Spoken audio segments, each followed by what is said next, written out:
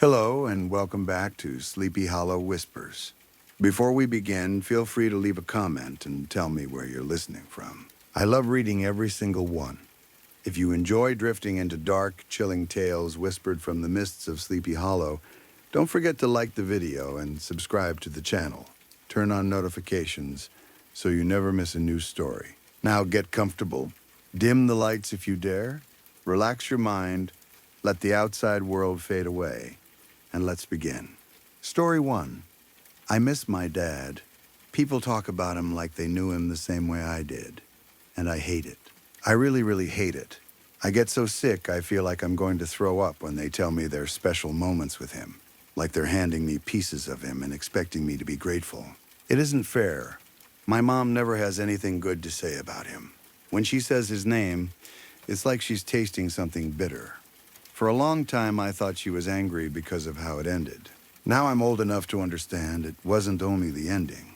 It was that, in her mind, he got to be gone while she had to stay and keep living. I try to hold on to the good memories I have, but memories don't stay solid. They're like wet sand at the beach. You can scoop up as much as you can squeeze your fist tight, you can swear you'll never let it slip away, and it still runs through the cracks between your fingers. Every year another wave hits, and whatever you built gets smaller. But every once in a while there's a patch that holds, a small shell, a little gem, something that doesn't wash away, something you can keep in your pocket and rub with your thumb when you need proof that it was real. I remember him and me building sandcastles on the beach when we visited my grandparents. I remember how serious he acted about it, like we were building a fortress that mattered. I remember him grabbing me later and throwing me so high into the air that I swear I hung there for 5 full seconds before I hit the water, and when I came up coughing and laughing, he was laughing even harder. I remember the time he snuck me into a PG-13 movie and then lied to my mom about what we saw. I think she knew. I think she played along because she loved him then, or because she loved me, or because she didn't want to break whatever bright thing he was trying to give us. Every Sunday after Little League, win or lose, we'd stop at this diner in town for ice cream. He always insisted on it. It didn't matter if I'd struck out 3 times or hit a double. He said the point wasn't the score. The point was showing up and doing your best, and then celebrating anyway because you were alive and together and the world didn't get to take that from you. He had an energy to him that felt bigger than the space he was in. Like everything he did it all the way. 110%. Always the loud laugh. Always the person who turned a bad day into a story you could tell later. Life of the party, my mom would say back then. And I can still hear the way she tried to sound annoyed, like she wasn't secretly proud of him for it. I can't remember his face anymore. Not clearly. I can remember pieces, the shape of his jaw, the way his hair would flatten when it was wet, but if you asked me to describe him to a sketch artist, I couldn't do it. The face is gone, but his smile is still there. Trying to describe it is like trying to describe the sun. It took up his whole face, pushing his cheeks to the limit until they went red. His teeth were bright, almost too bright, but yellowed a little around the gums the way a lot of adult teeth are. And I remember he'd had work done on them over the years because you could see thin lines where a dentist had filled cracks. If you stared long enough, you could see the smile leaned slightly to the left, not perfectly even, and somehow that made it feel more real, like it wasn't a photograph smile, it was his. I loved my dad. For a while, we lived in a town called Crescent. My memories of it are loose. The kind of childhood memories you have to piece together from scraps and old photos, and what other people tell you. Crescent was deep in the Pacific Northwest, right at the edge of a national park. Every morning, mist would slip into my room through the window I'd left open, and I'd wake up to birds calling outside and run downstairs to watch cartoons. The house had that smell of wood and damp air that never fully goes away out there. In the summer, I'd avoid whatever little schoolwork my mom tried to make me do and run out into the backyard to play for hours, doing whatever kids do when no one's paying attention. If I wasn't in our yard, I was in someone else's. Back then, neighbors didn't really need fences. Trees cut through property lines, and all the backyards blended together like one big playground. It was the kind of place where you could disappear into the woods at the edge of the street and not feel afraid, because being outside felt safe. It felt like the world was wide and open and meant for exploring. It's hard to remember the good parts without remembering the thing that changed everything. There's always that one rogue wave, the one that hits you when you aren't ready and leaves a mark so deep it teaches your body a new rule. It teaches you why you don't go into the water alone anymore. It plants a fear that sits in the back of your mind like a parasite and slowly eats away the love you had for the beach. One of our end-of-summer traditions was camping. It started as a family trip, but after my mom got bitten by a snake one year, she stopped coming. She never admitted it outright, but I think it ruined the outdoors for her. She'd get tense just hearing my dad talk about the trip. She'd say it wasn't worth it. She'd say we could get hurt. She'd say he was reckless. My dad would get stubborn in this particular way he had. He wouldn't camp at any of the main sites the park rangers recommended. He said it was commercialization, that he paid taxes for the park to exist, and he wasn't paying extra for permission to sleep outside. He'd throw in some hippie stuff about nature being free and people ruining it. At the time, I thought the fact that he picked a different spot every year was just part of the tradition. Looking back now, it's almost funny to think how far he'd go to avoid fees, like he was daring the forest itself to argue with him. I loved those trips. They felt like a real goodbye to summer, squeezing the last warm days before everything shifted into rain and darkness. We'd leave early in the morning, my mom standing on the porch waving as we drove away. We'd reach the park and start down one of the main trails, so we wouldn't get totally lost. That was the idea, anyway. My dad still wanted to go off-grid, but even he knew you needed some kind of reference point in case something happened. That year we got lucky. That's what I would have called it back then. We found a side trail, already there, easy to miss if you were focused on staying on the main path. Someone had marked it with sticks and twine, little signs that pointed into the trees. It wasn't a fresh trail. It looked used, but not official. My dad saw it, and his whole face lit up like he'd just discovered a secret door. Even as a kid, I remember thinking it felt strange, like stepping into a dream you didn't ask for. The blue sky disappeared behind an emerald ceiling of leaves. Light came through in sharp beams, like thin spears moving as the branches shifted. The forest felt alive in a hungry way, the leaves constantly moving like they were competing for the same scraps of sun. The path ahead was a narrow strip where light could still reach, and around it the shadows seemed to expand outward as if the darkness was growing. The trees changed as we went deeper. There were branches that looked burnt, twisting down like black snakes. Some trunks were ashen, bark peeling in strips like old paper. There were dark rings and scars in the wood that made shapes like eyes if you looked at them too long. It felt like we were being watched by an audience that never blinked. What I remember most, though, is how quiet it was. Not peaceful quiet, wrong quiet. Like the world had turned its volume down to warn us. There were no birds, no insects buzzing, no normal rustle of life, just our footsteps on the dirt and the sound of our breathing. And sometimes my heart beat so loud I thought my dad could hear it. For years, I wondered if I made that part up. I was 5. Maybe I imagined it. Maybe it's the kind of detail your brain creates later because it needs the story to have a mood. But the quiet is the one thing that has always stayed the same in my memory. That empty silence.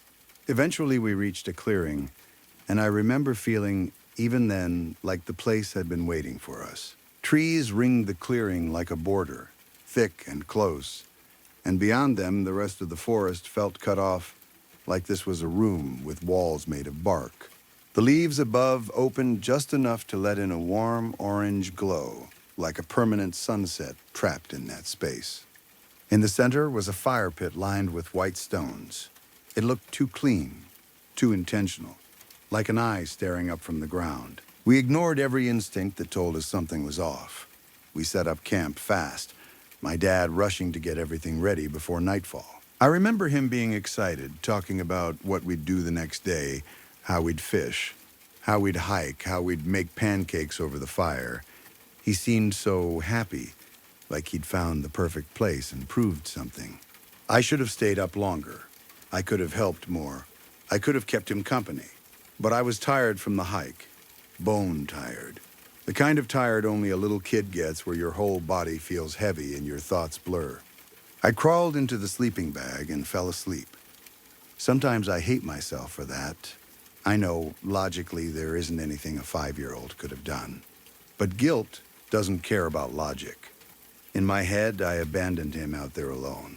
In my head, if I had stayed awake, maybe it would have been different. I don't really know what happened that night.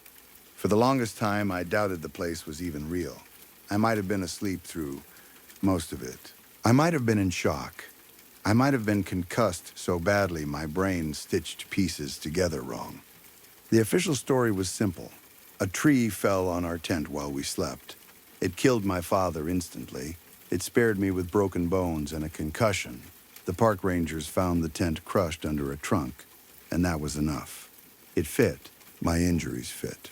The narrative fit. They stopped looking for his remains the way you stop looking for something you've already decided is gone. But I have nightmares that feel more real than the official story. They're always the same. They never change. They replay like a tape that doesn't wear out. In the nightmare, I wake up hours later and my dad's sleeping bag is empty. He isn't there. The air feels different, like the forest has started breathing again. The sound has returned, but not the normal sound of nature. It's the sound of branches snapping and hitting the ground like bombs, one after another, shaking the silence. Even now, I ask myself the same 3 questions like prayers I never get answers to. Why didn't I get out? Was I afraid to leave? Where was my father? Before I can think through any of it, the feeling of falling hits my stomach. The world tilts. Something lifts the tent like it weighs nothing. I'm yanked up, swung hard, and thrown. I remember hitting a tree, my face smashing into bark, a white flash exploding in my vision. I land on the ground on my side. The sleeping bag cushions me, but pain tears through my body anyway. I try to get up and everything spins. My mouth fills with a watery copper taste. Blood. When I spit, there are little gritty pieces mixed in, like pebbles or dirt. I call for my dad with a voice that doesn't sound strong enough to travel. I yell. I scream. It feels like the forest swallows my voice and keeps it. And then I see him. At first, there's this terrible relief, that stupid, instinctive relief that says, there he is, there's my dad, he's okay. But the relief dies immediately because what I'm looking at is not him, not really. It looks like him. It wears his clothes. It has his shape. But it's wrong in a way that makes your body understand danger before your mind does. He stands in the center of the campsite, inside the ash of the fire pit. Smoke still curls around his legs. He's on his toes, straining as if he's trying to stand taller. His back is to me, his arm is twisted close against his side, fighting to stay there like it doesn't belong. His neck is craned far back, face angled toward the sky, mouth open in a silent choke. An invisible noose is pulling him upward. I don't get closer. I can't. I'm afraid to get his attention, and I'm more afraid of what he's staring at. Because something is coming. The sound of branches breaking grows louder, heavier, like footsteps from something too big to move quietly. Then it goes silent again. But the silence has a face now. In the darkness, there are 2 lights, like twin stars, hanging low among the trees. They aren't flashlights. They aren't eyes in the normal way. They emit a cold white glow that falls straight down as if light is pouring from them like liquid. That glow settles in front of my father. I take a step without thinking, and the smallest twig snaps under my foot. The lights turn toward me instantly. I don't remember deciding to run. My body runs on its own. I crash through the woods, trees whipping past, my world spinning as dizziness gets worse. Something deep and primal screams at me to go faster, but it doesn't matter. Those lights appear again in flashes between trunks, always closer than they should be. Then my memory goes blank. Shock, trauma, concussion, maybe all three. I don't remember the days that followed. Not clearly. There are pieces, like broken photographs. A field I don't recognize. Eating wild berries, drinking from a stream, a deer in the distance. I don't remember pain the way I should. I don't remember being scared in a normal way. It's like my mind shut itself down to keep me moving. I only regained something like real awareness after the hospital. They called it a miracle that they found me alive at all. My mom called 911 the day after we were supposed to come home. It turned into a search party, then a bigger search, then helicopters and volunteers and dogs. They searched trails, they searched campsites, they searched the areas where they assumed my dad would have taken me. They found our broken tent on the 5th day, abandoned at one of the main camping sites. A tree overturned on it with my blood on the fabric. That was enough for them to build the story they needed. Fallen tree, crushed tent, child thrown clear, father dead under the trunk. Easy, clean. On day 7, they stopped looking. Officials said they were looking for bodies at that point, and even that would be lucky if wildlife didn't get there first. On day 12, an officer from Forks PD got a call about a possible break-in. A married couple came home from the movies and found their back door wide open. They didn't go inside, they went to a neighbor's house and called the police. According to the report, officers entered through the back and searched the ground floor first, moving from living room to kitchen. Cabinets were open. Food was thrown everywhere. The pantry looked like an animal had torn it apart. They heard movement behind the refrigerator. That's where they found me. 5 years old, dirty, half-starved, eating anything I could grab. I wasn't crying. I wasn't calling for help. I was devouring food like I didn't know if I'd ever see it again. The medical report said I had cracked ribs on the lower left side, wounds already healing across my back, a fracture along the right side of my skull, and that most of the right side of my teeth were missing. A social worker tried to talk to me. The report said I was nonverbal and aggressive. An officer described me as having a feral look, especially after I tasted blood from one of them when he got too close, before they fully assessed the situation. I remember biting him. I remember the shock on his face more than anything. Years later, I wrote him an apology card because I didn't know what else to do with that memory. Sorry for biting you. Like that could cover what happened to me, what happened to my dad, what happened to our lives. They identified me from a photo. I was on a milk carton. Social services used partial dental records from my last checkup to confirm it, using the few teeth I had left. My mom had to come in and say, yes, that's him, even though it made no sense. The report noted that I was found in Forks, about 35 miles from where they thought I should have been. No one had reported seeing a child on the highway. The only possible route was through the forest, and they stated plainly that it was impossible, not just for a 5-year-old, for anyone. Detectives wanted answers. My mom gave them the ranger story, fallen tree. Accident, done. I guess it was good enough for them, or maybe they needed it to be good enough. Maybe the truth would have cracked open something they couldn't control. I only told my version once. Months later, after I started speaking again, I told my mom about the lights and the trees, and the thing that looked like my father pulled upward by something invisible. I told her about the silence and the snapping branches and the way the clearing felt like a room. She told me to shut up and never repeat it, that if anyone heard me say that version, I'd end up in an asylum and she'd never get me back. She wasn't being cruel. She was terrified, and after everything she'd been through, I couldn't blame her for choosing a story the world could accept. Eventually, we left Crescent. She said it wasn't healthy to stay surrounded by reminders. We moved to another state to be closer to my grandparents. She called it a fresh start for both of us, and for a while it worked. The memory of the forest sat quiet in the back of my mind. I swallowed the official story because swallowing it felt like survival.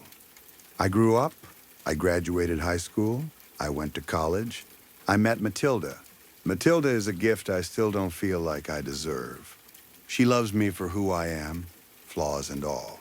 She sees the parts of me that are scared and angry and messy, and she doesn't flinch. I love her with my whole heart. Life was good until those 2 red lines showed up on the pregnancy test. I'd never really planned on having kids, not after what happened to my dad and me. Bringing another life into a world that can do things like that felt cruel. The pregnancy didn't just make me scared of the future. It dragged the past out of its hiding place and held it up in front of me, like a mirror. My nightmares came back hard. Same dream, same clearing, same lights. I started screaming myself awake. I had to sleep in another room because I didn't want to give Matilda a heart attack. I told her it was stress, but she isn't stupid, and she isn't the type to let someone she loves drown quietly.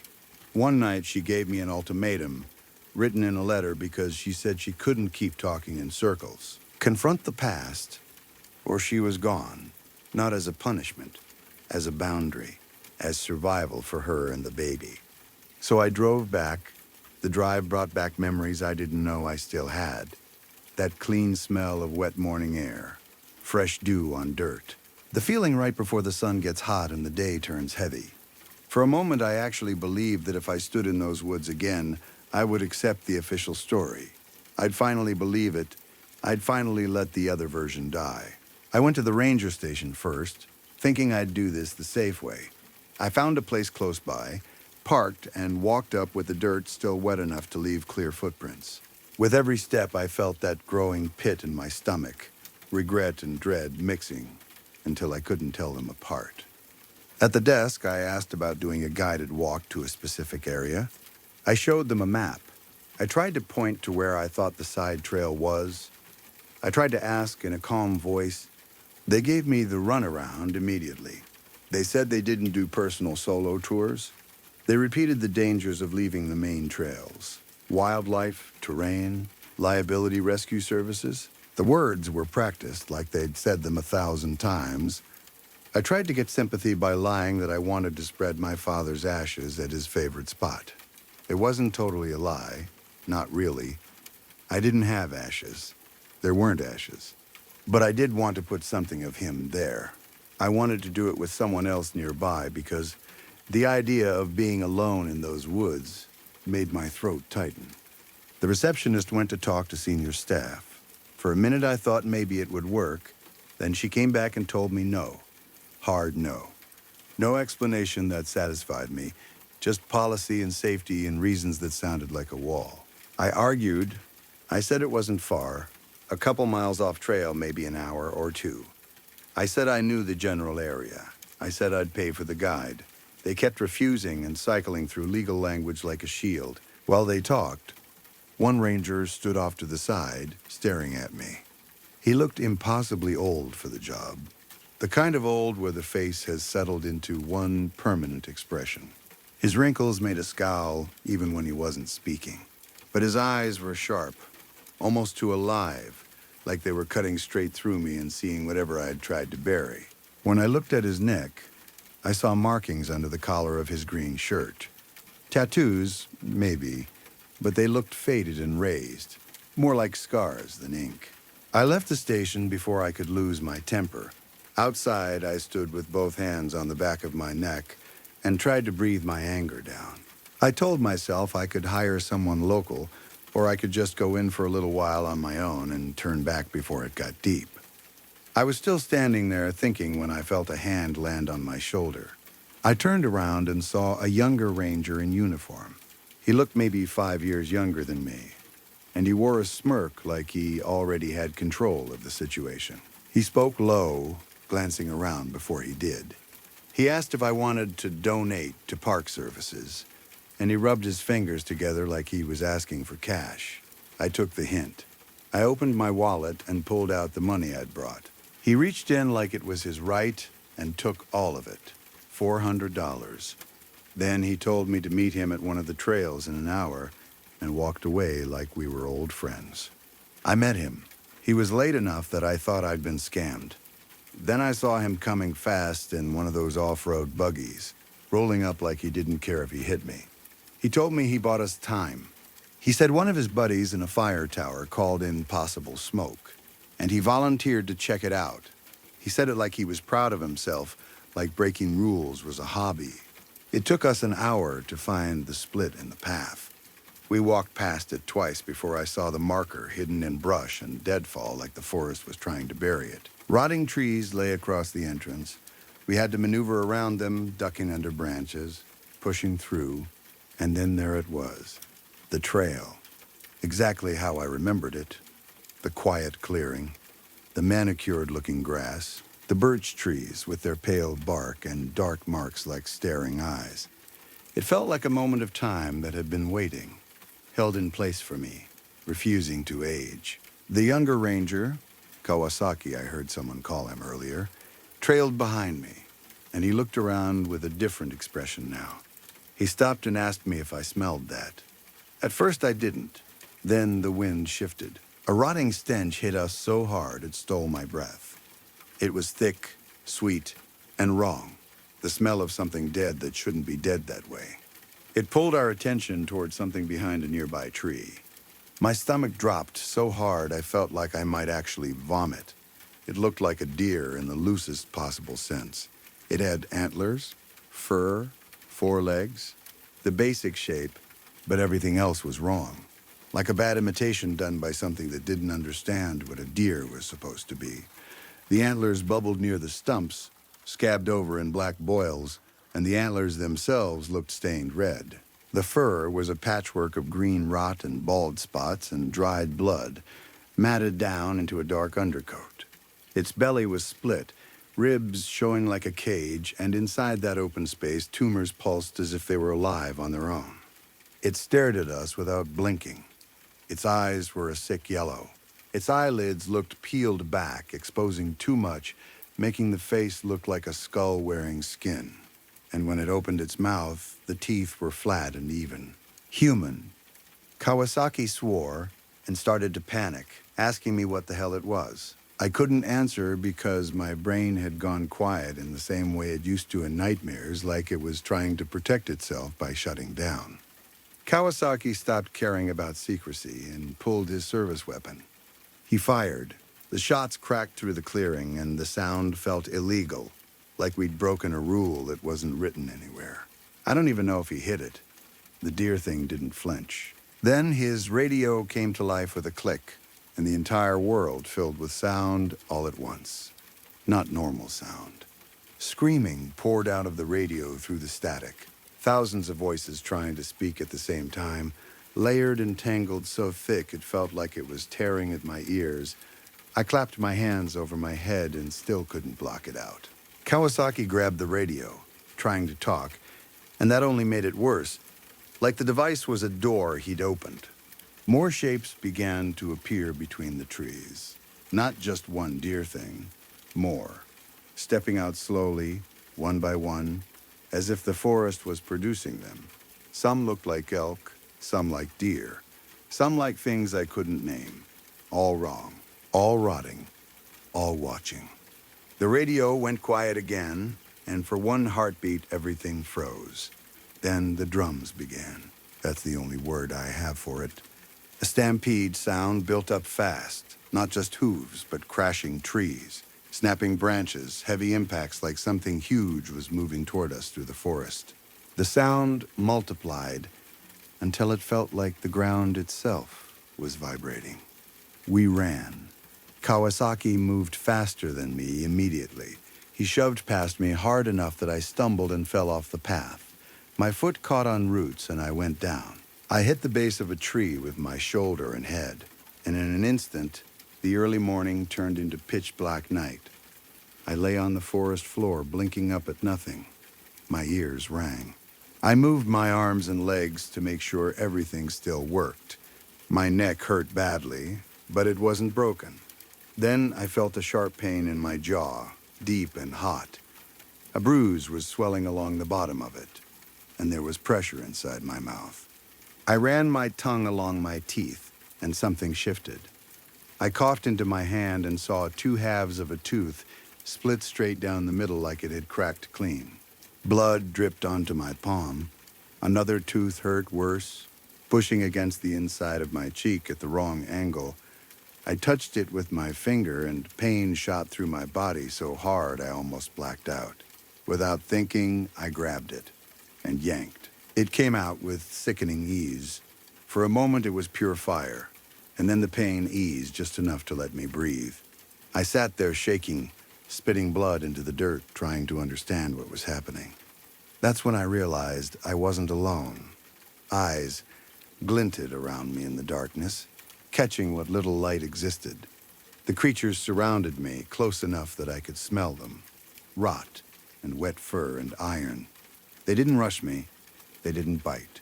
They just pressed in slowly, tightening the circle, leaving me nowhere to go. One stepped forward, dipping its head and pointing with its diseased antlers like it was giving an order. They herded me. Back down the trail, back toward the clearing, back toward that fire pit I remembered like a scar. They kept close, nudging, blocking, guiding. When we reached the campsite, they forced me to the center and poked the back of my knees until I fell. The ground was wet and sticky. The smell of iron filled my nose so strongly it made my eyes water. Moonlight poured into the clearing, and above the tree line, hidden between branches, those two lights appeared. Twin stars. They pushed through the trees like they were parting the forest itself. The trunks and leaves seemed to bend, making space. Everything around them looked dimmer, smaller, like the world was trying to shrink away. The god of the forest. That thought came into my head, fully formed, not like an idea, but like a name I had always known. I waited, frozen, for something to happen, and a sharper pain suddenly tore through my wrist. My arm jerked, muscles pulled back tight as if invisible hands were bending them past their limit. I cried out. My fingers were pried open with brutal strength. Something dropped from my palm onto the ground in front of me. My teeth. Not the broken tooth, but the ones I'd pulled. The pieces of me I'd spit out, collected, placed like an offering. The pressure on my wrist released. Then the great thing in the trees moved in a way that made my stomach turn. It cut itself open, or maybe it simply peeled itself back, exposing flesh that didn't look like flesh. Inside, it revealed teeth. A pair at first like a smile blooming in the dark, crooked human teeth, glowing pale in the moonlight, yellowing around the gums, and there was a thin line across one of the front teeth, a repaired crack, a dental fill. My throat tightened until it felt like it might close. Oh God, those were my father's teeth. I don't know if what happened next was the revelation breaking my mind, or the creature doing something to me. My body went numb in a fast, stinging way, like when a limb falls asleep, only it spread everywhere at once. I couldn't move. I couldn't crawl away. I couldn't even fully close my mouth. The thing opened wider. Its mouth didn't just open like a normal jaw. It kept opening past where a mouth should stop being a mouth. It became a ring, a circle of teeth spiraling into darkness. Teeth rippled and shifted like waves, moving in patterns that made me dizzy to look at. I heard blood rushing in my ears so loudly it drowned out everything else. It felt like it was showing me its collection, like it wanted me to understand that it didn't just kill. It kept. Then there was nothing. My mind cut out like it couldn't bear the next part. I fell into a blank space, deeper than sleep, where you don't dream and you don't remember your own name. A light woke me, white light, one beam, then another. For a wild second, I thought it was the creature again, the twin stars coming for me. But the light was different, shaky, moving. Headlights. My vision cleared just enough for me to see the grill of a truck right before it hit me. The impact slammed into my chest. I heard ribs crack. My body skidded on asphalt.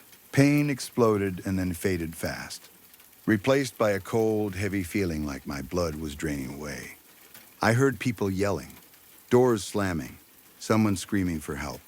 Then darkness took me again, and for a moment it felt peaceful, like maybe this time I would finally be allowed to stop.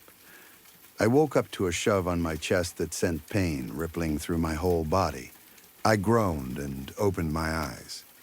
A man sat beside my hospital bed, It was the same ranger from the station, the older one who had stared me down. Up close, I saw the markings on his neck weren't tattoos. They were scars, long scratch marks running down his throat and onto his hands, disappearing under his sleeves. His hat was pulled low enough to shadow his eyes. I tried to speak, but he stood up and leaned in close. "Shut the fuck up, boy," he snarled. He threw something onto my lap and sat back down. My hands were slow, heavy from painkillers that didn't touch the deeper pain. I realized one of my wrists was cuffed to the bed with silver handcuffs. With my free hand, I picked up what he'd thrown. A badge. Kawasaki's badge. His name was engraved on it. The metal was smeared with blood and dirt so thick it filled the letters. My stomach rolled. The older ranger told me there was nothing left of Kawasaki but a rib cage at the campsite I'd insisted on reaching. He said there were bloody symbols painted everywhere, and my fingerprints were on them. He said my name like it was a curse. Then he asked me a question that didn't make sense at the time. "Do you work with Mason?" That was the wrong answer. He put his palm on my chest and pressed down hard, right where my ribs were broken. Pain shot through me so violently, I saw white. I gasped and repeated that I didn't know. He sighed like he was disappointed in me, then told me to tell my story. So I did. I told him everything, from the first time I disappeared as a kid, to the side trail, to the creatures, to the twin lights, to the teeth that weren't supposed to exist in the trees. I told him about my father's smile living inside something else. I told him about the ring of teeth spiraling into dark. He listened without interrupting, and the longer I talked, the more I felt like I was talking to the forest itself, like the man had been waiting to hear the details, checking them against something he already knew. At one point, he muttered something about borders being infected, like that was a real thing you could measure and map. When I finished, we sat in silence. I was shaking so hard the bed rattled. He stared down at the floor for a long time. Then he stood up and unlocked the cuffs. He told me there would be no body found, no investigation, no charges, as long as I left and didn't come back. He said it like a deal, like a warning wrapped in mercy. I asked if he was really just letting me go. "Yep," he said. A few minutes later, Matilda rushed into the room, crying, her face white with fear. The older ranger changed instantly, like flipping a switch. He put on a friendly smile and spoke gently, telling her everything was fine, that I'd taken a bad fall, nothing permanent. He acted like he hadn't just threatened me and hurt me and shown me a badge smeared with blood. Then he left, and I never saw him again. I got released from the hospital a week later. Matilda and I went home, and not long after, our baby girl was born, Jane. When I look into her eyes, I understand something about my father that I couldn't fully understand until now. I understand that kind of love that makes you reckless, that makes you believe you can keep the world away from the people you care about. I understand the urge to make magic out of ordinary days, because you don't know how many you get. The nightmares are still there, but they're more manageable now. Partly because I'm so tired I can barely stay awake. A newborn doesn't care about trauma. She cares about being held, being fed, being safe. In a strange way, that simple need keeps me anchored. Sometimes I see my father in the mirror when I catch myself smiling without meaning to. Not his full face, but the shape of it, the lean of the smile to the left. It's enough for me to hold on to, enough to feel like he isn't completely gone. But sometimes, late at night, when I'm sitting in the rocking chair holding Jane, I see my reflection in the window and my heart stops. Because beyond my reflection, at the edge of the backyard, past the tree line and into the woods, there is something watching. It doesn't move. It doesn't need to. It just looks back patient as fog, like it knows where I am, like it remembers what I owe. Story 2. She knew how obsessed I was with Batman. Not in a casual way, either. I mean, comics stacked in drawers, movies always playing in the background, posters covering the walls. My room already looked like a shrine. So when she told me she had a parting gift for me before she left the city, I didn't pretend to be surprised. I just knew it would be something I'd never throw away. She made it herself. It wasn't a figure or a printed poster. It was a drawing done by hand, and when she handed it to me, it was still fresh enough that I could smell the ink and paper. She'd drawn the Batman who laughs. It was the first time I'd seen that character drawn in a way that didn't look like fan art or a quick sketch. You could see the hours inside it, heavy black strokes where the shadows should be, careful scratches of pen that made the cape and the collar feel sharp and real. The grin was the worst part.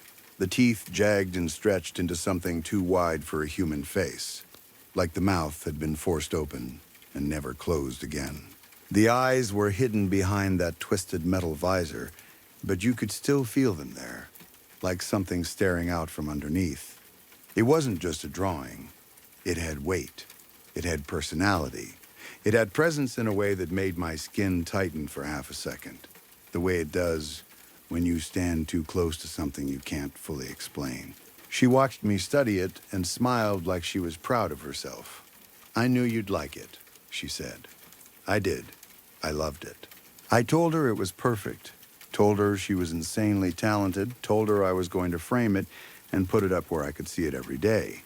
She laughed like it was nothing, like she hadn't just given me the best gift I'd gotten in years.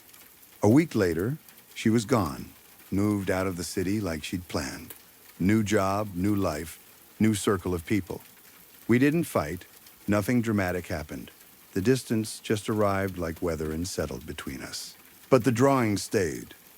I framed it like I promised. I didn't pick a cheap frame either. I bought one that made it look serious, like it belonged in a gallery. Then I hung it up right across from my bed, centered on the wall so it would be the first thing I saw when I woke up, and the last thing I saw before I slept. At first, it felt comforting. It was her handwriting on the back, her lines on the page, proof that somebody had once cared enough to make something for me. After she left, it became the only familiar face in my room that didn't change day to day. The only thing that felt connected to a version of my life that wasn't lonely. And because I'm the kind of person who uses jokes to cover feelings, I started talking to it. Not like I thought it could answer. Just little lines, little rituals that lonely people make without realizing they're doing it. Guard the room while I'm gone, I'd say when I left for work. Or, don't let the Joker in. Like I was 5 years old and the drawing was a toy soldier on watch. Sometimes I'd come home and look at it for a few seconds longer than normal. It felt ridiculous, but it was like looking at it made the room feel less empty. Like it was a roommate who didn't talk, just watched and stayed. Months passed. Nothing happened at first. Nothing that I could point to and say, this is where things started. It was more like a slow shift, a change in temperature you only notice after you've been cold for a long time. One night I was watching The Killing Joke on my laptop. Lights off, curtains drawn, just me and a screen, sitting on the bed, the only glow in the room coming from the movie. That laptop wasn't even paid off yet.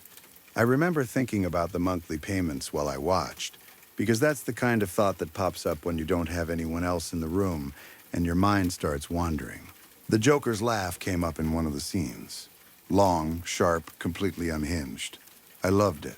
It was so perfectly wrong, so perfectly performed, that I paused the scene and replayed it. Then I replayed it again, because the sound was almost impressive in how insane it was. That's when I noticed something. The laugh didn't feel like it was only coming from the speakers. It felt closer than that. Not louder, not echoing, just present in the room in a different way, like the sound had depth, like it had stepped off the screen and settled somewhere behind me. My chest tightened. My shoulders crept upward without me meaning to. I kept my eyes on the laptop, but part of me wanted to glance at the wall. I told myself it was my imagination. The movie was loud, the room was dark, and I was alone. Those are perfect ingredients for creeping yourself out. Still, I finally looked. In the dim light, the drawing looked different. Not like it had moved, not like it had changed, but like my eyes were seeing it more clearly than they had in the daytime. The grin seemed deeper, like the ink lines had sunk into the paper and become shadow. The darkness beneath the metal visor felt heavier than usual, and for a second it gave me the weirdest impression, like the eyes were wet behind it, like something alive was sitting back there and blinking slowly in the dark. I laughed at myself, a quick, nervous sound. "You're tired," I muttered. I turned back to the movie and forced myself to finish it. But the rest of the night, the room felt slightly wrong. Not dangerous, not obviously scary. Just off, like a picture frame hung crooked enough that you can't stop noticing it. After that night, I couldn't unfeel it. Sometimes when the room went silent, no laptop, no music, no fan, I thought I heard tiny sounds near that wall. Not loud enough to be sure, a soft scratch, like something dragging lightly over paper. A gentle tap, like a fingernail against glass. Once, I heard something that almost sounded like breathing. I sat up in bed and held my own breath to listen. It stopped immediately, like it had been waiting for me to notice. Then the quiet rushed back in so hard it made my ears ring. The frame started tilting on its own. At first it was slight, so slight I thought it was my memory playing tricks. I would straighten it before I went to sleep, stepping back, making sure the corners lined up with the wall seams and the headboard. Then I'd wake up and it would be crooked again, leaning just enough that it irritated me. I blamed the nail. I blamed the cheap drywall. I blamed humidity, the way old buildings shift and settle. I even took it down once and tightened the hanging wire, thinking maybe it was slipping. I hammered the nail deeper. The next morning, it was crooked again. I started taking pictures of it before bed and after I woke up, just to make sure I wasn't losing it. The photos confirmed it, straight at night, tilted by morning. And the longer it went on, the harder it became not to think the thought I kept trying to swallow. That something was touching it. Then the dreams began. The first dream felt like any nightmare, confusing, heavy, full of that trapped feeling that makes you wake up sweating. But the details stuck with me in a way normal dreams don't. In the dream, I was in a small, dark space, pressed against glass. I couldn't move my arms properly. I could barely breathe. The air was cold and smelled like old dust. I was standing upright, squeezed into a narrow space like a closet, but the front of it was glass, like a display case. And on the other side of the glass was my bedroom. My real bedroom. I could see the shape of my bed. I could see the familiar mess on my desk. I could see the wall where the drawing hung. And I could see someone in my room moving around like they belonged there. At first, I thought it was a stranger. Then I realized it was me. Same posture, same walk, same body. Even the way he scratched the side of his neck when he was thinking. It was like watching myself from the wrong side of a mirror. I pounded on the glass. I screamed until my throat hurt. No sound came out. He didn't even look at me. He just kept moving. Calm, like he couldn't hear me, like he didn't care. I woke up gasping, my hands clutching at my own chest. The room was dark and normal. The drawing was on the wall, tilted a little to the left like always. I told myself it was just a nightmare. Then I had it again the next night, and the next. Not always the same, but always that feeling. Being trapped behind glass, watching my room, watching someone move in it. I stopped sleeping well. I started leaving lights on. I started keeping some kind of noise going at night, because the silence felt like it was waiting to turn into something else. One night, I woke up and checked the time without even meaning to. 3:17 a.m., that number burned into my brain because everything that followed felt too sharp to forget. I heard it again. That same laugh from the movie. Raspy, chilling. Too close. It didn't come from the laptop. The laptop was shut. It didn't come from the hallway outside my room. It was inside the room with me, like somebody standing near the foot of my bed and breathing out laughter in short, broken bursts. My heart kicked so hard I thought it might throw me out of bed. I slapped the light switch on so fast my head hurt. The room flooded with bright yellow light. My eyes watered. I scanned corners, the closet, the doorway, the space behind the chair. Nothing.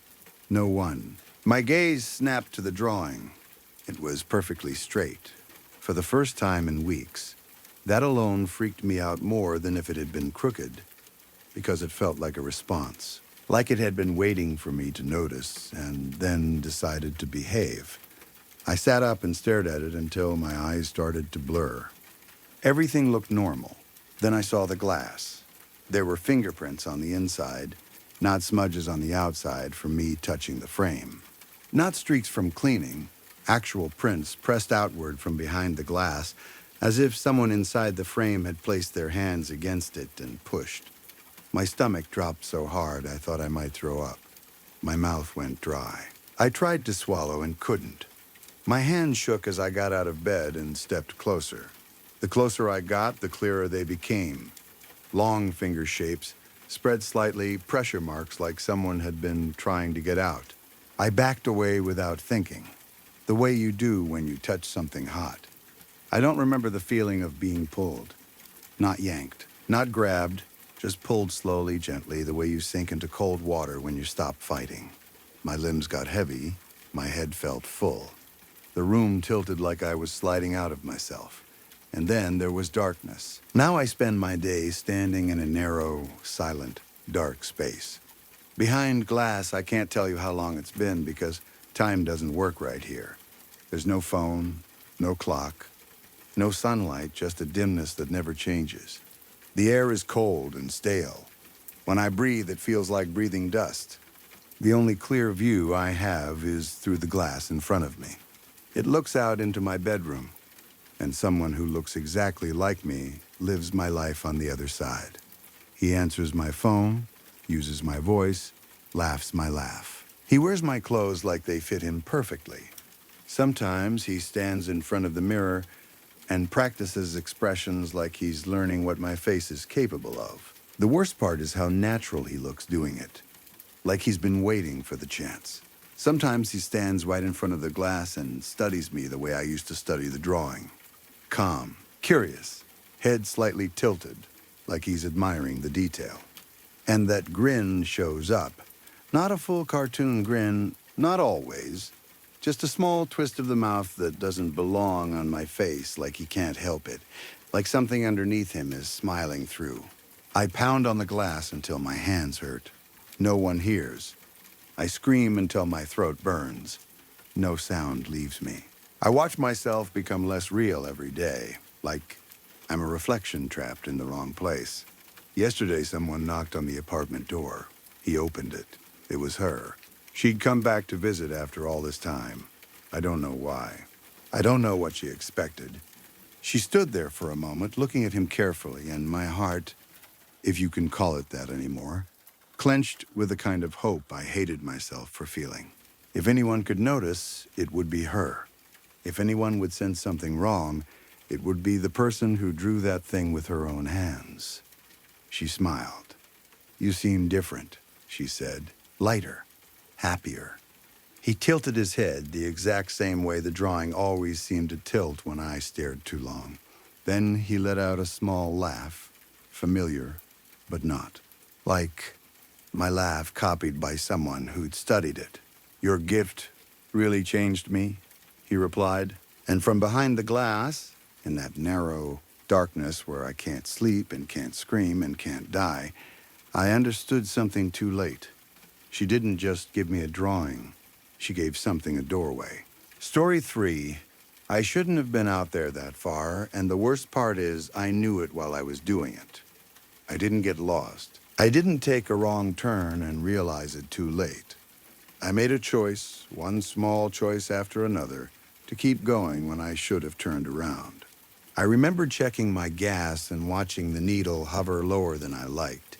I remember looking at the road and how it thinned out into nothing, how the last signs of people, fences, mailboxes, even tire tracks that weren't mine, started to vanish. I remember feeling that quiet pull in my chest that had nothing to do with logic. Just that stubborn thought that I'd go a little farther, just to see what was out there, like the desert was hiding something worth finding if I pushed deep enough. The desert doesn't feel dangerous the way people imagine it. It isn't a roaring forest or a stormy ocean. It doesn't jump at you. It just stretches. It stays calm and empty and patient, like it has all the time in the world, and you don't. The danger is how normal it looks at first, how easy it is to believe you're still in control. Out there, the land repeats itself until your brain starts to slip. Same pale sand, same scattered brush, same low, distant hills that never seem to get closer. After a while, you stop being sure whether you're making progress or driving in a loose circle without realizing it. The sun doesn't help either. It hangs in the sky like a fixed point, bleaching everything until shadows feel thin and useless. By the time I realized how quiet it had gotten, I was already alone in a way I'd never experienced before. Not alone like being the only person on a hiking trail. Alone like the world had forgotten this place existed. No distant traffic, no planes, no wind strong enough to move anything. Just the soft sound of my own movement. And even that seemed swallowed quickly, as if the air didn't want to carry it. I noticed the stones before I understood what I was looking at. At first it didn't seem important, just a patch where rocks had gathered, the way they sometimes do after rain or shifting ground. If I'd been driving past at speed, I probably wouldn't have looked twice. But I'd already stopped and started walking around because I told myself I was exploring. And standing there on foot changes things. It forces you to look. Something about the stones didn't sit right. It wasn't obvious, not like a bright marker or a clean pattern, but there was a quiet wrongness to it that made me stop without meaning to. The longer I stared, the clearer it became that they weren't scattered naturally. They were placed, not perfectly placed, not in a neat geometric design, more like someone had tried to make a shape, but didn't care if it was precise. Some stones were stacked, others were spaced apart with gaps that felt deliberate. Together they formed a loose circle, maybe 20 feet across. Not exact enough to look planned from far away, but not random enough to be an accident either. It felt separate from the rest of the desert, like that ring of stones marked a space that didn't belong to the landscape, like someone had claimed it. I stood there longer than I should have, trying to talk myself into a simple explanation. A trail marker. A camping spot, something hikers built for fun. Except it didn't feel official, and it didn't feel old. The stones didn't have that sun-baked, half-buried look. They sat on the surface like they'd been arranged and left, not long ago, but long enough to seem settled. When I moved closer, I started noticing the marks. At first, they looked like scratches, the kind you'd expect if two rocks had rubbed against each other. But then I saw the repetition. Lines that curved the same way on more than one stone.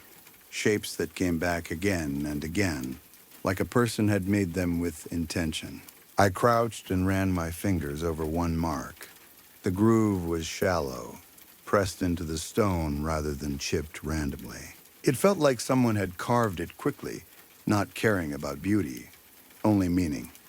The cuts weren't deep enough to last forever, which made it feel even more personal, like something temporary that still mattered to whoever made it. The more I looked, the more certain I became. They weren't random marks. They were symbols. I couldn't read them. I couldn't even tell you what language they belonged to, if any, but I could see patterns. Certain shapes repeated, like letters might. Some marks were paired. Some were nested inside others. They almost formed something my brain wanted to recognize, but every time I thought I was close, it slipped away. That gave me a strange feeling, like looking at a word you know but can't pronounce, like your mind keeps reaching and failing. It made my skin tighten along my arms. That was the point where any sensible person would have stepped back, taken a photo, maybe marked the location, and left. Instead, I stepped into the circle. I didn't plan it. I didn't stand outside and think, I'm going in now. My feet just moved, one step forward, then another, like curiosity had gently taken my elbow. The air didn't change in a physical way, It didn't get colder, there wasn't a gust of wind, but the space inside the stones felt different anyway, like the atmosphere had thickened. The silence grew heavier, closer, pressing against my ears. And my footsteps sounded wrong. Not louder, not softer exactly, just wrong. Like the sound didn't travel properly. Like it fell straight down into the sand instead of bouncing out into open space. I slowed without meaning to, my body reacting before my thoughts could catch up. I moved toward the center.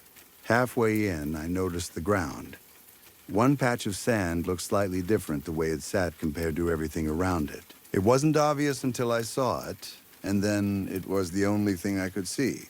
The surface there was smoother, disturbed at some point, then partially settled again. Not fresh enough to look like it had been dug today, but not old enough to look natural either. I stood over it and had an instant heavy feeling that I shouldn't touch it. It wasn't fear in the normal sense. It felt more like instinct, like standing at the edge of a cliff. A quiet internal warning that said, "You don't understand what this is, and you're about to make it your problem." I ignored it anyway. I knelt down and brushed sand away with my hands.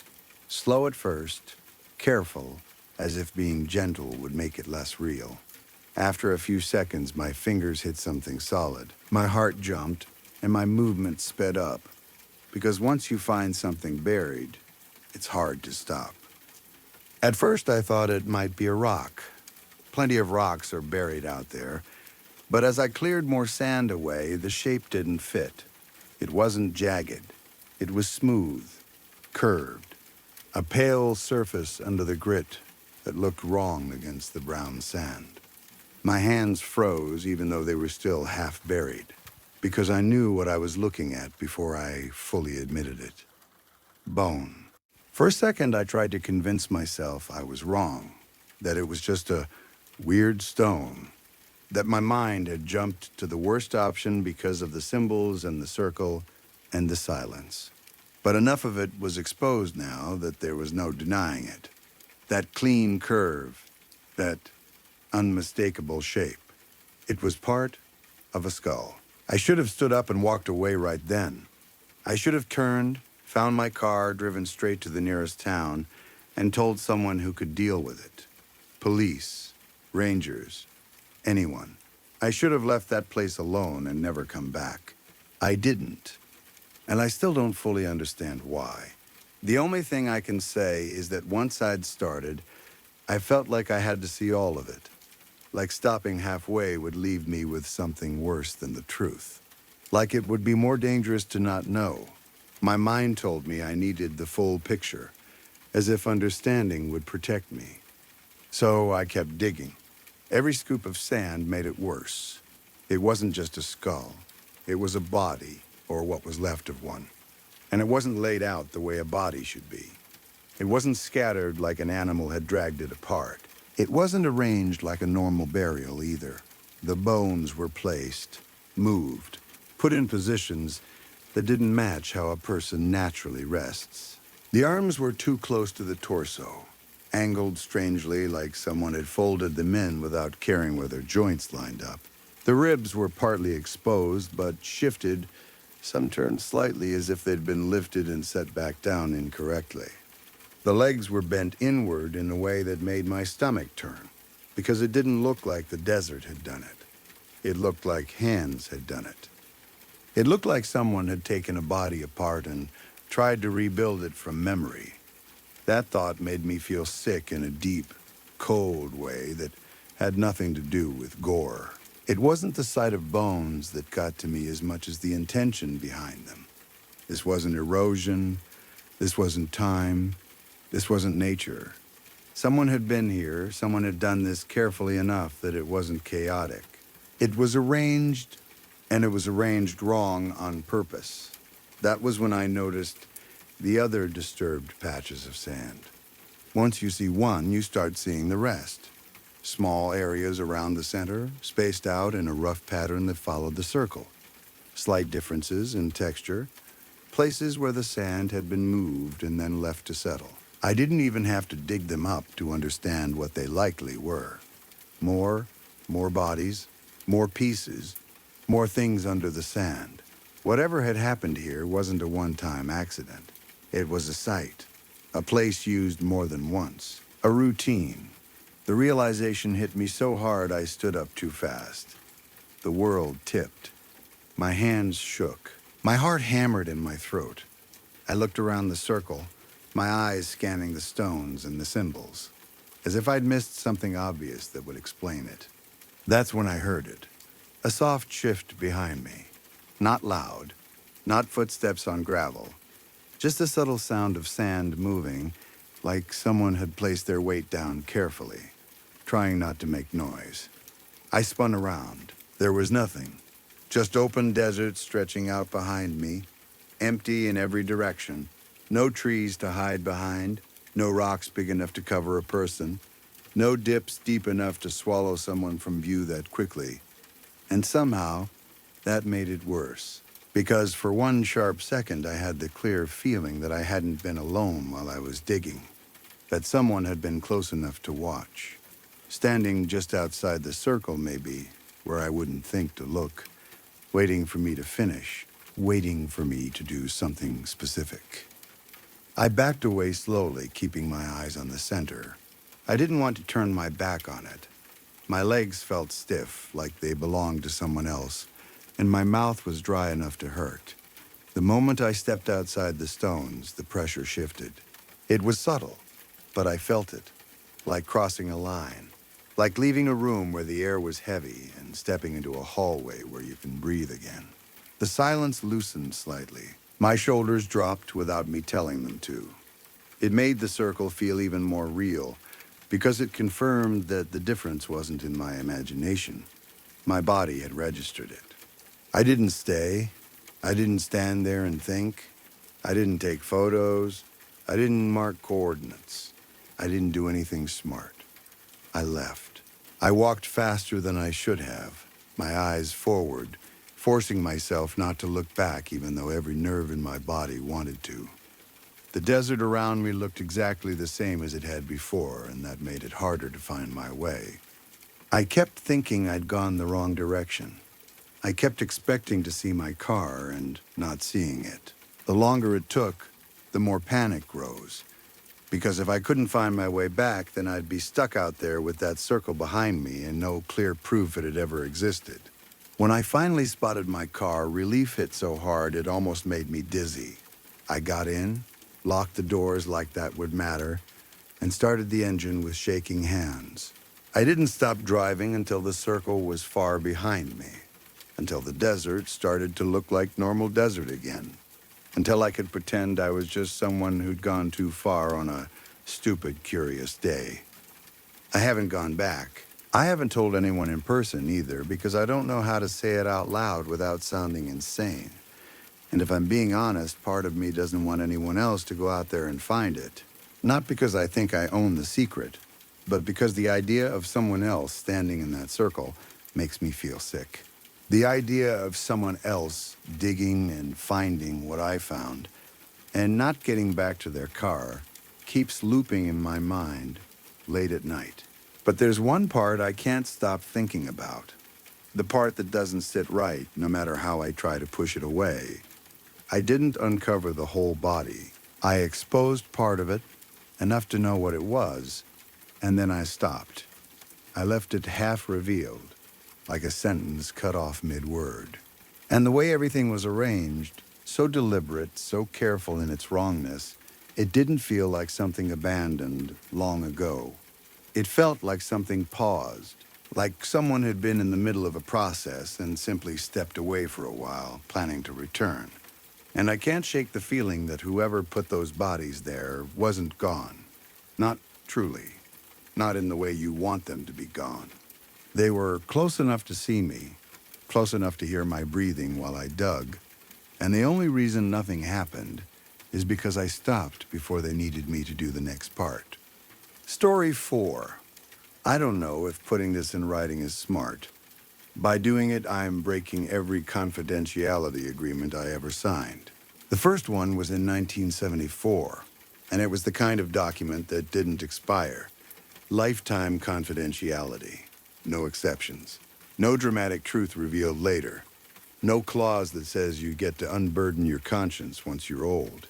So if parts of this sound careful, it's because they have to be. There are names I won't use, departments I won't identify, specific reports and internal labels I won't quote. I'm not trying to tease anyone. I'm trying not to put a target on my family, even though most of the people who could punish me are either dead or retired into comfort. I'm writing because I'm old now, and the things I saw never stopped living in my dreams. I have forgotten birthdays, passwords, faces of coworkers I worked beside for years, but I haven't forgotten what was on those images. I haven't forgotten the meetings that went quiet in the middle of a sentence. I haven't forgotten the way normal became a word we used like a prayer. Maybe I need to say it before I die. Maybe I need to admit that I didn't just analyze data. Sometimes I helped make things disappear. I wasn't an astronaut.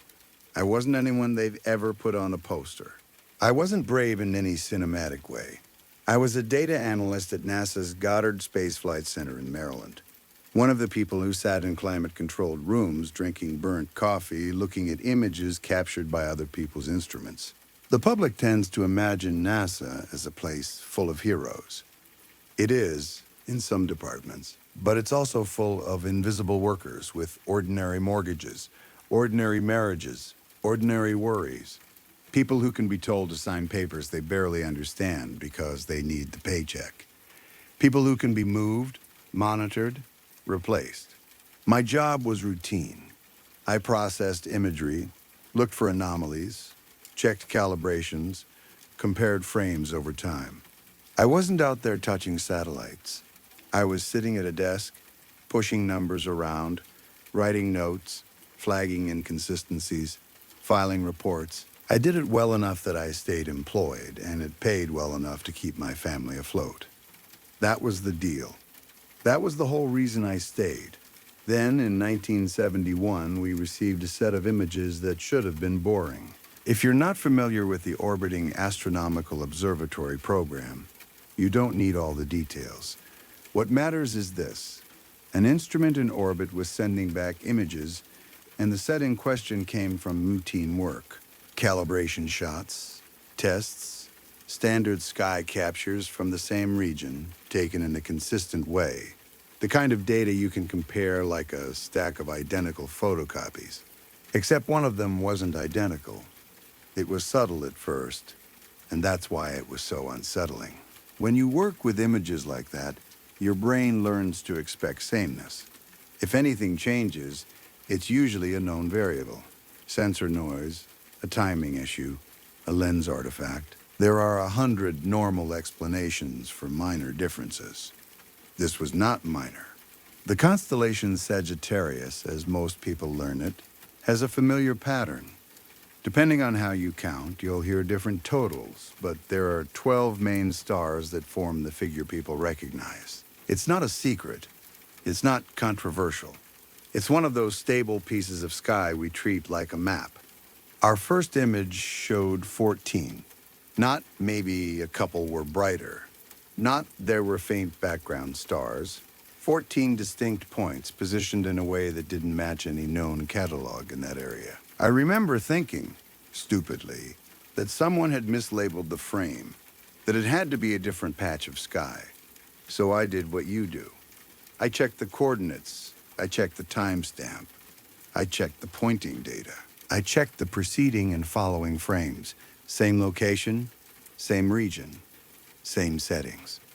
Then I compared the next image. Back to 12, the extra 2 were gone. Stars don't do that. They don't show up in a frame and then vanish in the next, not without something spectacular happening.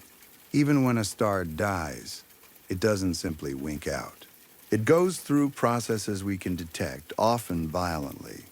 A supernova would have been unmistakable, and there was nothing like that.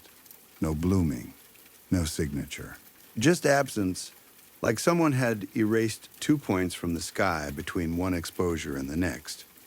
At first, we treated it like an equipment problem. That's the safe way to think.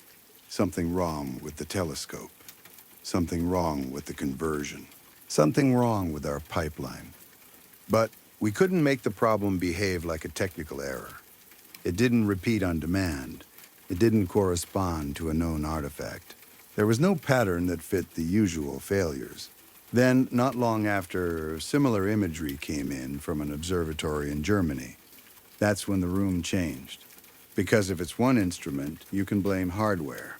If it's two independent sources, from different systems, different locations, then you have to consider that the sky itself is the variable. And once you consider that, you start to feel very small. From then on, it was filed as an unsolved anomaly.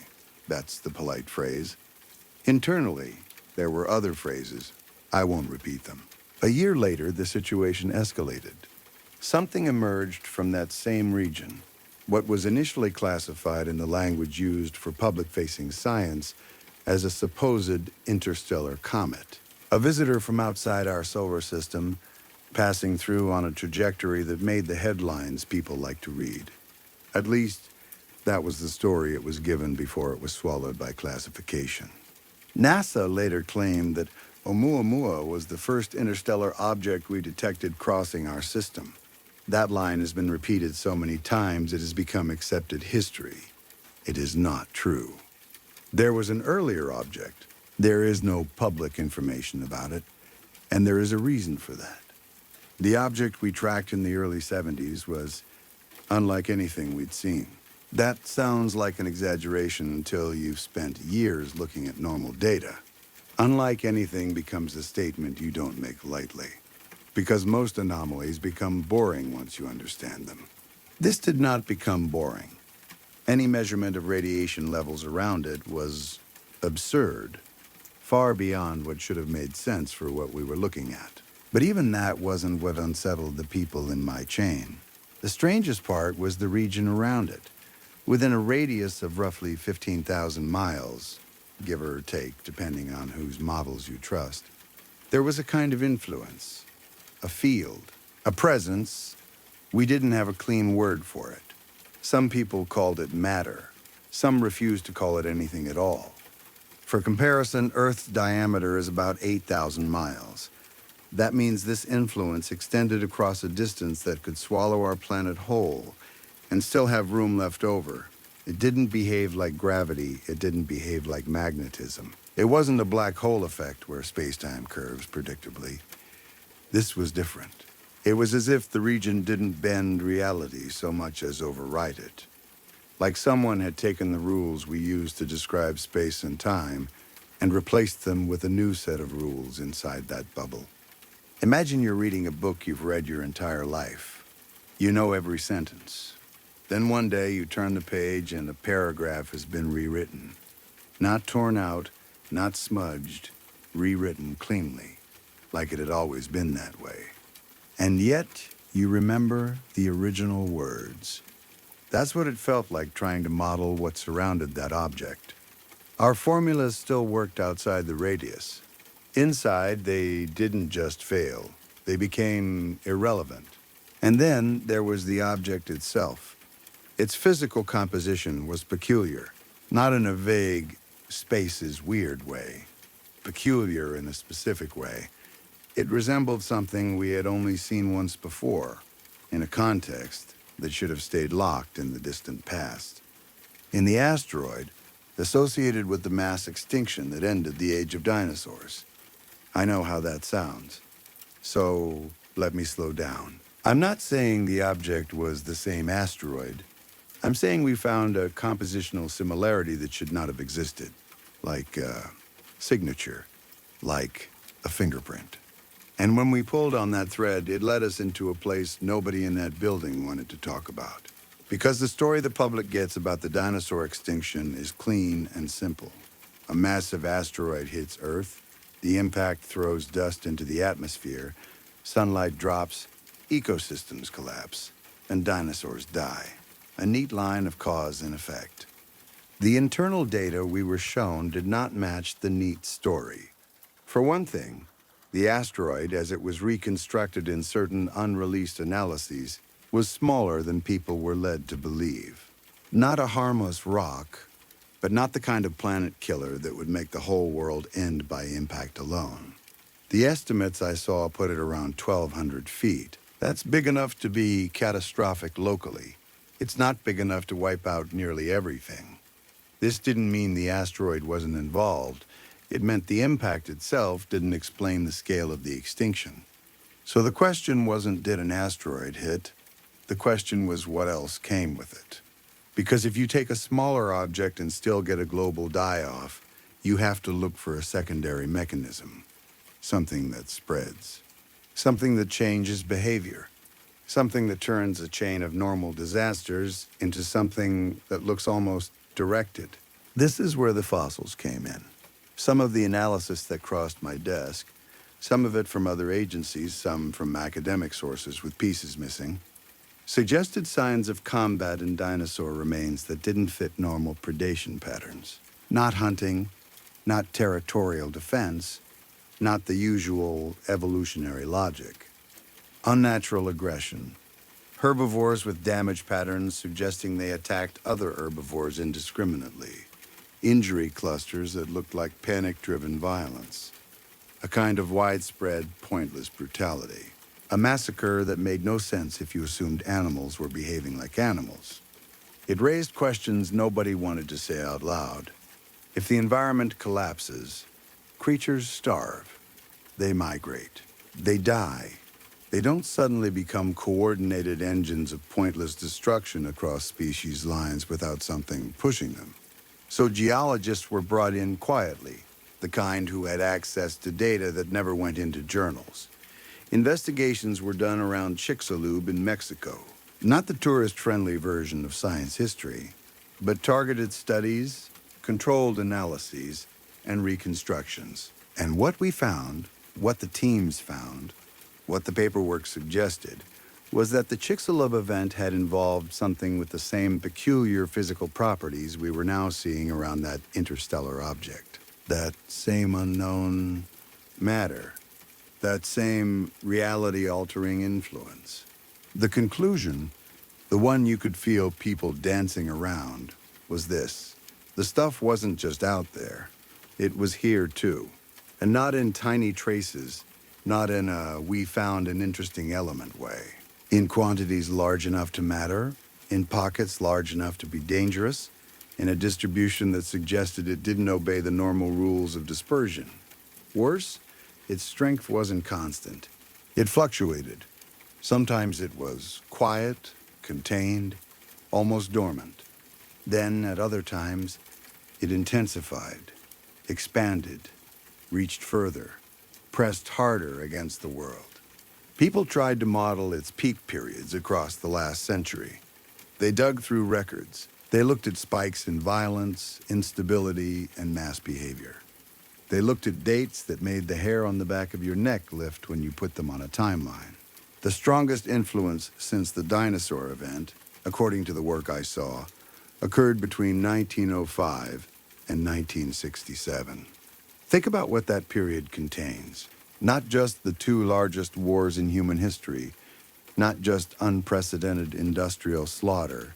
It also contains the long, paranoid tension of the Cold War, the constant readiness to erase entire cities, the cultural poisoning of fear, the arms race, the quiet acceptance that the end of the world could happen because someone misread a signal on a screen. I know correlation is not causation. I know humans are capable of horror without help. I'm not trying to absolve anyone, but when you spend enough time staring at data, you learn to respect patterns, especially when they align in ways that don't feel accidental.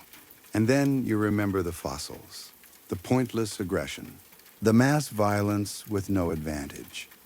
And you start to wonder whether we have ever been fully alone in our own worst impulses. By the time I left, we hadn't solved it. There was no satisfying revelation, no final report that explained everything. Mostly there were briefings, restrictions, compartmentalization, people who suddenly weren't allowed to speak in meetings they had led the week before, data that moved into locked rooms, labels that changed, conversations that ended the moment someone entered the hallway. What I can say is that the 1971 anomaly, the extra stars, was the first time I felt like something had looked back at us through our instruments. That's the only way I can describe it without slipping into nonsense. 2 stars appeared where they should not have been. Then they vanished. Then later, something came from that region, wrapped in an influence that rewrote the basic behavior of reality around it. And that influence matched something that had once spilled onto Earth and, according to the best internal models I saw, had flared most strongly during the bloodiest, most paranoid stretch of modern human history. So yes, I think you understand what I'm saying. I can't help imagining that these comets originate from something else, something we only recorded once, briefly, in 1971, before it vanished from the sky like it had never been there at all. Something old enough to treat space like paper, something intelligent enough to hide, something that doesn't need to land on Earth to hurt it because it can change what we do to each other from far away. Something that sows discord with purpose, something out there, something we do not understand, and something that probably knows we're here because for a short moment, through a telescope and a line of data on a screen, it watched us noticing it before it removed itself from the picture. Story 5. All right, this is my first time posting here. I guess that makes sense. Unless I've just been unlucky enough to have a weird string of random encounters. Either way, this happened last night, and I'm still a little shaken and unsettled. I wrote it down in my journal as soon as I got home, but a friend told me about this subreddit and said I should post it here, where people might actually understand why this doesn't feel like nothing. Crime is bad in a few clustered areas, but my neighborhood is usually fine. Fine enough that walking around at night doesn't feel like a big deal. The only serious issues we've had nearby were carjackings, but that was a couple years ago and things have been quiet since. I'm not someone who thinks everyone is out to get me, and I'm not the type to call the police because I saw a person I didn't recognize. That's part of why last night stuck with me so hard. It wasn't just a guy being a guy. It was the way the whole thing played out. Even though I'm in the city, there's a huge field next to a school a short walk from my place. When I say huge, I mean it could fit 2 full baseball fields, and then some. It's this wide open stretch of grass that feels almost out of place, like the city forgot to build on it. At night, it's one of the few spots around here where you can clear your head. The sky is still the sky out there. You can actually see stars if the clouds aren't covering everything. On the far end of the field, opposite the school, it's the darkest. It's far enough from streetlights that the edges of things start to blur. There's a big tree out there, kind of planted in the middle of that darker back area like it's the only landmark. Someone hung a pair of DIY swings from it a while back, and I like to go there sometimes when I'm on the phone, or when I just want to sit and let my mind run without feeling watched. It's quiet and it feels secluded in a way that's rare in a city. Last night, I went out there around 9:30 p.m. It was a school night, so the whole area was pretty empty, which made it feel even calmer. From the swings, I could see people far off in the distance near the road on the other side of the field, and I could see a couple of people much closer to the school directly across from me.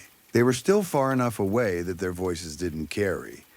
Where I was, under that tree, it felt like my own little pocket of darkness and space, cozy in a weird way. I went out there to call a friend. I had my AirPods in with transparency mode on, but between the phone call and the swinging, I wasn't paying much attention to anything else. I was just talking, half laughing, letting the swing move under me, looking up at the branches. The kind of small, normal moment that doesn't feel like it could turn into anything. We'd been talking maybe 2 minutes when my friend said he needed to call me back. No big deal. I told him sure, hung up, and noticed I had a text from my girlfriend. I stopped swinging to look down at my phone. And for no clear reason, no sound, no movement that I can point to, I looked up. In the dark, I saw a figure walking directly toward me. He was maybe 30 yards out. Not close, but close enough that I felt my body react before my brain did. A quick tightening in my stomach. That immediate instinctive discomfort you get when you realize you're alone and someone is approaching in a way that doesn't match the setting. I hadn't told anyone I'd be out there. It wasn't a planned meetup spot, and the figure wasn't coming from the school side in a normal straight line.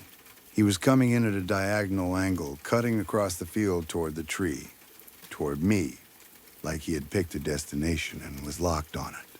For a second, I froze. Not in a dramatic way, just that pause where your brain tries to catch up and label what you're seeing. I told myself he must have noticed me because I'd been swinging a second ago. The motion would be easy to spot, especially in the dark. My phone screen was also lighting me up a little when I looked down.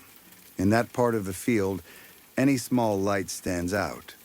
My first attempt at a normal explanation was that maybe he was a dog walker, or someone cutting through the field, or another person coming to use the swings. But as he got closer, I could see it was definitely a man, and he was wearing a black or dark hoodie.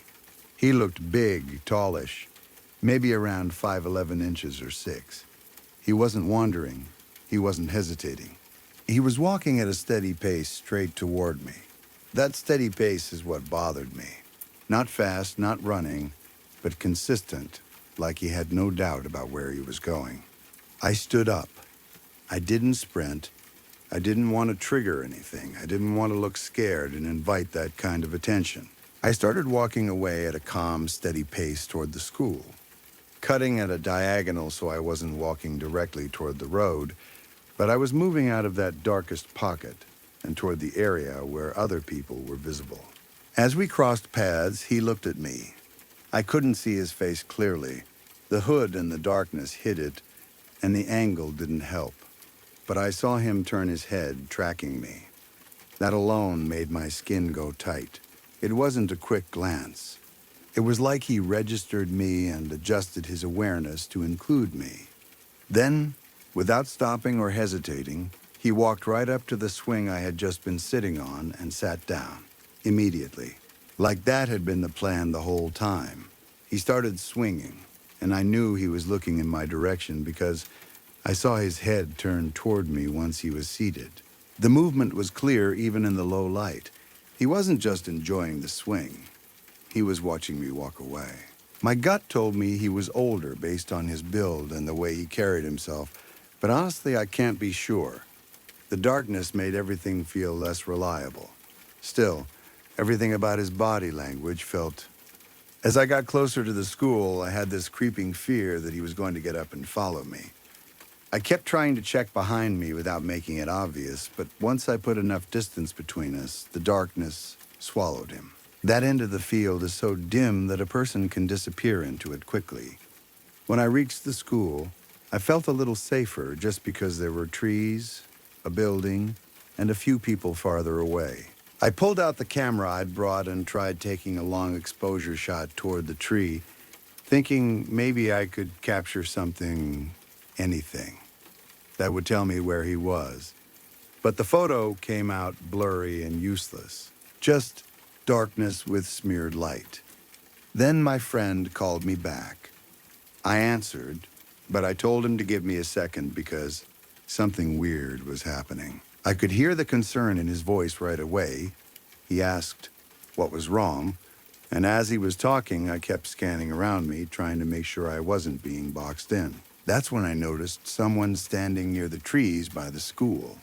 This person was closer than the guy at the swings had been, maybe 20 yards away. He was standing partly in the bushes, not fully out in the open, and he was facing my direction, completely still, not looking at his phone, not walking, just standing there like he had been waiting or watching or listening. I don't know if it was the same guy. It didn't feel like it, but I also can't say for sure. The shapes in the dark don't give you enough detail to be confident. What I do know is the feeling it gave me was the same. Wrong. I looked directly at him and kept talking on the phone. making my voice a little louder on purpose, trying to make it clear I wasn't alone and I wasn't unaware. I wanted him to know someone could hear me. I wanted him to know I could describe him. After a moment, he moved. He stepped back into the trees, turned around and walked away like he had no interest anymore. The way he left was calm, almost casual.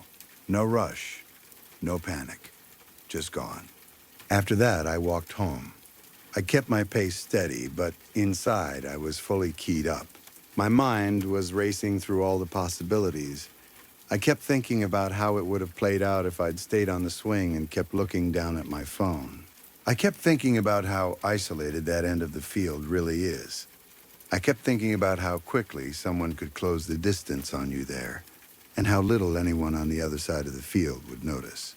And then the thought hit me that made everything feel even worse. What if he thought I was a kid? It sounds dramatic when I type it out, but that was the disturbing logic my brain snapped to.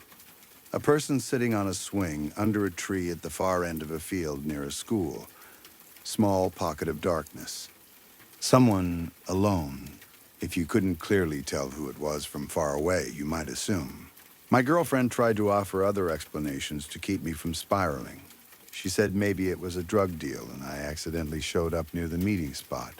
My friend suggested the same kind of thing, that maybe I was just in the wrong place at the wrong time. Both of them also told me that even if it was nothing, it was worth calling the police and giving a description, just in case the guy was hanging around that field looking for kids, especially with the school right there. I hesitated because I didn't have much of a description. A tall guy in a dark hoodie is basically half the city in October. But I also couldn't shake the feeling that if something happened out there later and I'd said nothing, I'd never forgive myself. So I called. I told the dispatcher what happened, where it happened, what I could remember. Later that night, an officer called me back to confirm the details. I felt almost embarrassed repeating it because I still didn't have a face, a name, a clear identifying feature. But the officer told me it was okay. That sometimes a pattern of calls matters more than one perfect report, and they'd keep an eye out for suspicious activity around the field. I'm glad I trusted my gut and left when I did. I keep replaying the moment I looked up from my phone and saw that figure coming straight at me, and the way he sat down in my swing like he was claiming it, like that was the whole point. Maybe it was nothing, but it didn't feel like nothing, and that's what I can't stop thinking about. Story 6. Hush, little baby. Don't you cry. Mama's gonna sing you a lullaby. My wife sang as she rocked the crib back and forth. I was sitting up in bed, rubbing my temples, trying to push away that familiar pressure in my head. It always started the same way. A dull ache behind my eyes, a tightness in my chest, and then that slow, sinking awareness that tonight was going to be one of those nights again. The baby monitor glowed on my nightstand, showing a grainy view of Roxanne's room. The camera angle caught the side of the crib and my wife's figure beside it, moving in a gentle rhythm. Even through the low-quality night vision, I could tell how careful she was. Every motion was soft, patient, practiced. My wife was a loving woman. She always had been. But when Roxanne was born, that love turned into something bigger than both of us, something fierce and absolute. I remember the first few weeks after we brought our daughter home, how my wife barely slept, how she jumped at every tiny noise, how she seemed to know what Roxanne needed before Roxanne even cried. I hate admitting it, but I got jealous at first. Not angry jealous, more like left out. Like there was suddenly a world inside our home that I couldn't enter, a bond I could only watch from the outside. Then I told myself what any reasonable man would tell himself. This is normal. Mothers and babies are wired together in a way fathers can't fully understand. A mother's love is a force you don't compete with. You respect it. You give it space. I tried to be grateful instead of insecure. I tried to take comfort in it. And if that mockingbird don't sing, Mama's gonna buy you a diamond ring. she continued. Her voice came through the monitor slightly distorted, like it was traveling through water. But it was still her voice, warm, gentle, steady, full of that soft confidence that made Roxanne calm down even when nothing else worked. I stared at the screen and felt tears build up behind my eyes. It wasn't dramatic sobbing, not at first. Just that sudden sting, that hot pressure that comes when you're trying too hard to hold something inside.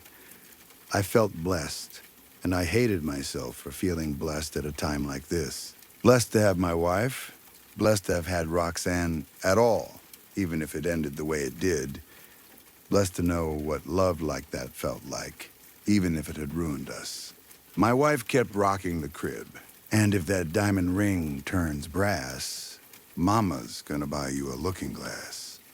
The crib swayed in the camera's view, back and forth, like a pendulum. It looked so normal through the monitor. Like any late night with any tired parents and any fussy baby, if someone had seen it without context, they might have smiled and said, "Look at that. She's such a good mom." I swallowed, my throat tight. I already knew what I would see if I went in there. I already knew what the room smelled like. I already knew what my wife was holding. I also knew I couldn't let her do it alone again. There had been a time early on when I thought she would stop on her own. A time when I still believed grief had a natural endpoint, like a fever that breaks after enough days. I told myself she just needed to time. She just needed to process. She just needed me to be patient. But grief doesn't always move forward. Sometimes it circles. Sometimes it digs in.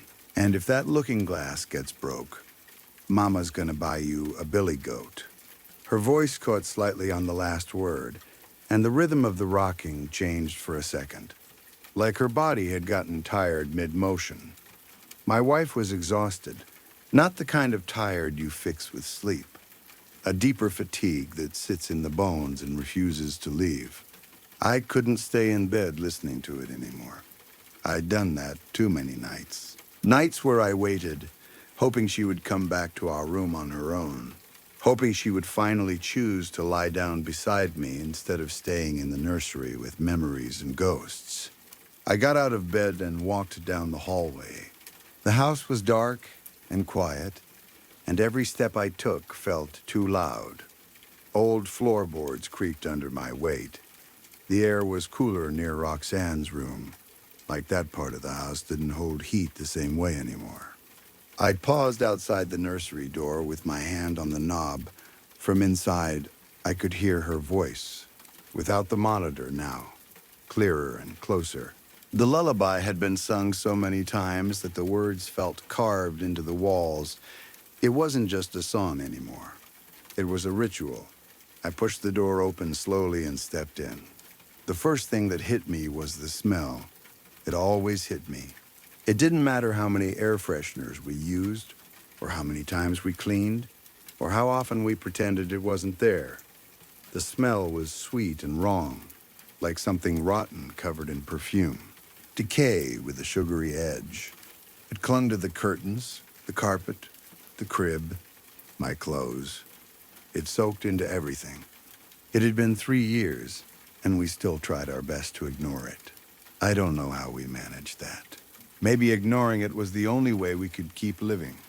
Maybe acknowledging the smell meant acknowledging what we were doing, and neither of us could survive that in a clear, sober way.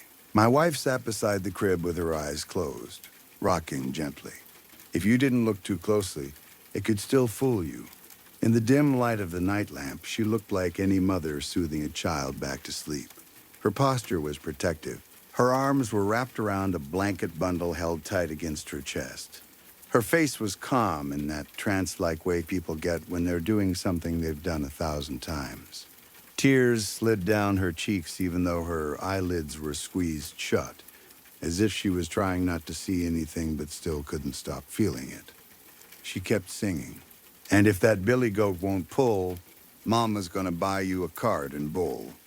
I stepped closer, careful not to startle her. I didn't want her snapping out of it too fast. I'd learned that the hard way. If I touched her suddenly or spoke too loudly, she'd react like I was attacking her, like I was trying to steal Roxanne away. So I moved slowly, gently, like I was approaching a wild animal that was hurt and scared. I could see the blanket bundle more clearly as I came nearer. I tried not to look at what was inside it. I tried to focus on my wife's face instead, on the curve of her shoulder, on the way her hands clutched the fabric. But my eyes betrayed me, like they always did. A small, thin shape pressed against her shoulder beneath the blanket. Too rigid, too light, not the full weight of a sleeping toddler, not the warmth of living skin. The blanket didn't rise and fall with breathing. The bundle didn't shift the way a child shifts when held. And still my wife rocked it, singing softly, like love alone could force the world to rewind. The skeletal remains were there, propped against her shoulder, held upright by the blanket and by my wife's grip. Little bones, delicate and pale, the kind you would expect to see in a museum display behind glass, not in the arms of a woman in her own home. I felt my stomach twist. This was what we had become. This was our nightly routine. This was the thing we never talked about in daylight. The thing we stepped around the way you step around a stain on the floor. We didn't have visitors anymore. We didn't let anyone too close to us at all. There are some secrets you can only keep if you cut your world down until there's almost nothing left. My wife's lips trembled as she sang, and a quiet sob slipped out of her without breaking the lullaby. It was like her body didn't know how to stop grieving, so it did everything at once, singing, crying, rocking, pretending. I reached out and placed my hand lightly on her shoulder. She flinched at first, just a small jerk, but then she leaned into my touch like she'd been waiting for it, like she was relieved I'd come in. Like she didn't want to be alone with it either, even if she couldn't admit it. I bent down and pulled her into a hug. The moment my arms closed around her, she broke. The sobbing became loud and uncontrollable, deep from her chest, the kind of sound that doesn't care who hears it because it comes from a place beyond shame. I held her tighter, my own throat closing up as I tried to swallow down my tears. But it was no use. The sight of that small, fragile shape against her shoulder cracked something inside me, like it did every time. I started crying too. We stayed like that, clinging to each other beside the crib, both of us shaking, both of us pretending we were comforting our daughter when really we were trying to keep ourselves from falling apart completely. I tried not to look, but the remains caught my eye again. They always did. A piece of bone visible near the edge of the blanket, the shape of a tiny jawline, the outline of a skull that shouldn't have been there, shouldn't have existed in our hands, shouldn't have been part of our nights. It felt impossible that 3 years had passed. It felt impossible that we were still doing this. It felt impossible that we had managed to keep the world from finding out. My wife rocked as she cried, still moving the blanket bundle back and forth. The crib creaked softly with each shift. The lullaby had stopped, but the rhythm stayed, like her body couldn't let go of it. That's when I heard it, a sound that made every muscle in my body tighten, a soft cooing. It came from inside the blanket, quiet, delicate, familiar in the most horrible way. The gentle little pouty noises Roxanne used to make when she was half asleep and content. For a second, my heart lifted so sharply it hurt, like some stupid animal part of me believed it, like some desperate part of me wanted to believe our daughter was still there, that she was warm and alive and just hidden under fabric. Then my mind slammed down on it. No, impossible. I told myself it was in my head. Grief makes you hear things. Lack of sleep makes you hear things. Stress makes you hear things. Your brain fills in gaps because it can't accept emptiness. But the cooing came again. Soft, patient, almost pleased. My wife stiffened in my arms, and I felt her breath catch. She heard it too, or at least She reacted like she did. Her rocking sped up slightly, as if she was trying to soothe the sound itself back into silence, as if the cooing was a sign of restlessness. I felt my grip on reality loosen just a little, the way it does when you're exhausted and terrified and your mind can't decide what's true anymore. I closed my eyes hard, trying to anchor myself in something normal, in the feel of my wife's shoulder under my hand, in the steady beat of my own heart, in the simple fact that bones don't coo. The cooing continued, not loud, not constant, just enough to keep me on edge, just enough to make me doubt myself, like a drip of water in a quiet room that becomes impossible to ignore. I wanted to rip the blanket away, to look directly, to prove to myself what was there and what wasn't. But I didn't. I couldn't. Because if I looked too closely, if I forced the truth into the open, something would break for good. My wife would shatter, or I would. And in the middle of all that, through the sobbing, through the smell, through the years of silent heartache, the only thing I could think to say to the woman I married was the same thing I'd been telling her for 3 years. The same sentence that tried to be comfort and always came out like a lie. I know, honey, I whispered into her hair. I miss her too. Even as I said it, the crib kept swaying gently, and somewhere beneath that blanket, the soft cooing sounded again. Sweet, small, and completely wrong.